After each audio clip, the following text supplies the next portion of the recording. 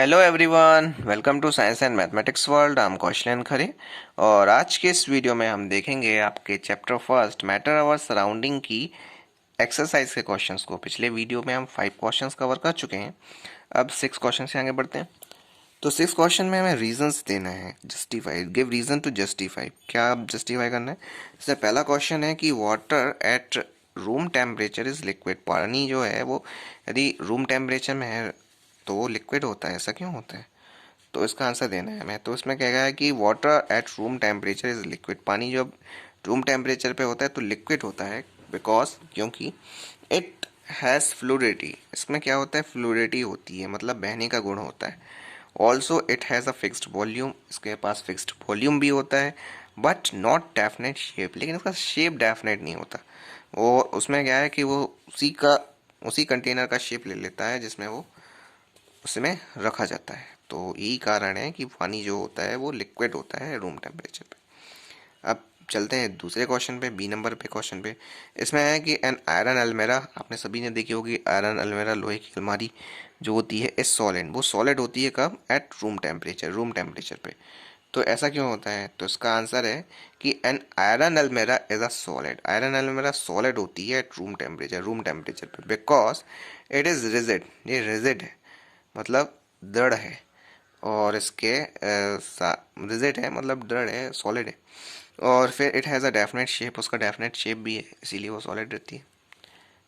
Basic property है solid की कि रिजिड होती है और वो उसका डेफिनेट शेप होता है। अब क्वेश्चन 7 पे चलते हैं। 7 नंबर के क्वेश्चन में लिखा हुआ है why is ice at 273 kelvin more effective in cooling than water at the same temperature. अब आप उसमें कह रहे हैं कि 273 केल्विन पे जो आइस होती है वो अफेक्टेड होती है ठंडक देने के लिए, और जो आपका वाटर होता है वो उसी टेम्परेचर पे उतना इफेक्टिव नहीं होता। 273 केल्विन में जो आपकी आइस होगी वो आइस ही रहेगी। 0 डिग्री सेल्सियस में, जीरो में यदि आप 273 जोड़ते हो तो कितना होता है? 273 ही तो होता है। तो 273 केल्विन पे आपका आइस फॉर्म में रहेगा वाटर, और वो कह रहे हैं वो ज़्यादा इफेक्टिव होता है ठंडक देने के लिए। और उसी टेम्परेचर पे यदि हम वाटर देखें तो वो उतना ज़्यादा इफेक्टिव नहीं होता। तो इसका कारण क्या है ये पूछ रहे हैं, तो वही हमें बताना है। तो अब इसका है कि ice at 273 kelvin is less energetic than water. तो आइस जो होती है वो 273 केल्विन पे वो कम एनर्जेटिक होती है पानी से। इट इज़ बिकॉज, ऐसा इसलिए होता है क्योंकि the difference in the latent heat of fusion. अब लेटेंट हीट क्या होती है? तो लेटेंट हीट वही हीट होती है, the amount of heat is required to raise the temperature of a body to 1 degree Celsius. किसी भी बॉडी का टेम्परेचर 1 डिग्री सेल्सियस बढ़ाने के लिए जितनी हीट चाहिए पड़ती है उसको हम लेटेंट हीट बोलते हैं। तो उतनी जो लेटेंट हीट है उसके लिए fusion, latent heat of fusion में डिफरेंस होता है उसका, which is present in water, पानी में प्रेजेंट होते हैं वो एट द सेम टेम्परेचर, उसी टेम्परेचर पे। तो in the form of extra energy, extra energy के तौर पे। इसीलिए जो क्या होता है, वॉट आइस होती है 273 केल्विन पे ज़्यादा इफेक्टिव होती है ठंडक देने के लिए पानी की अपेक्षा उसी टेम्परेचर पे। तो ये था हमारा क्वेश्चन नंबर 7। आई होप आपको समझ में आ गया हो। अब बढ़ते हैं क्वेश्चन नंबर 8 की तरफ। क्वेश्चन नंबर 8 भी बहुत ही आसान सा है। इसमें दिया है कि what produce most severe one, boiling water और स्टीम। मतलब आपको बताना है कि इसमें कौन सा ज़्यादा तेज़ी से जलेगा आपको।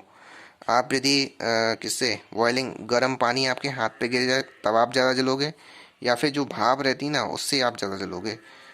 इसका ये क्वेश्चन का मतलब है। तो इसका सिंपल सा आंसर है कि जो steam produce more severe burn. Steam जो होगी वो भाप होती है, वो ज़्यादा सीवियर बर्न करती है देन बॉइलिंग वाटर, गर्म पानी की अपेक्षा, उबले हुए पानी की अपेक्षा। क्योंकि जो स्टीम होती है उसके पास ज़्यादा एनर्जी होती है बॉइलिंग पानी की से, ठीक है। और present in it in the form of latent heat of vaporisation.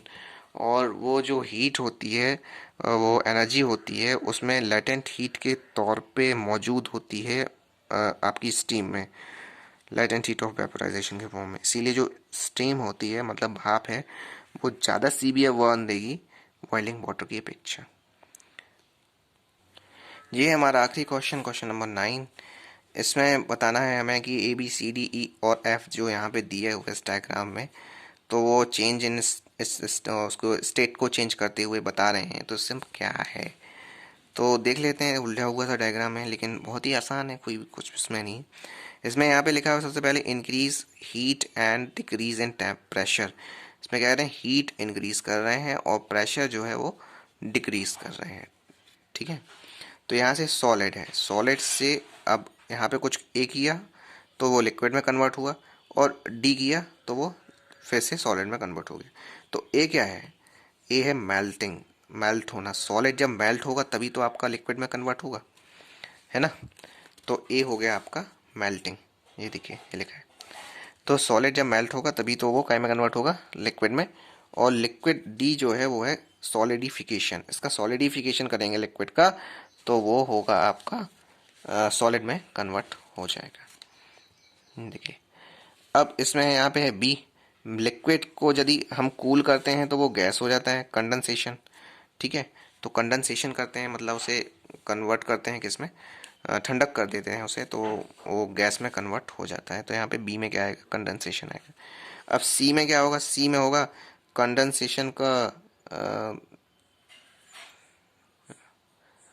B का है जब गैस लिक्विड को बॉयल करेंगे तो वो क्या हो जाएगा, गैस में कन्वर्ट हो जाएगा। और जब गैस को ठंडा कर देंगे तो वो फिर से लिक्विड में कन्वर्ट हो जाएगा। आपने देखा होगा जब वो आपकी जो चाय बनती है ना, तो चाय में जब वो उसको ढक के रख देते हैं तो वो स्टीम सारी इकट्ठी हो जाती है प्लेट पे, और वो ठंडी होके फिर से लिक्विड में कन्वर्ट हो जाती है।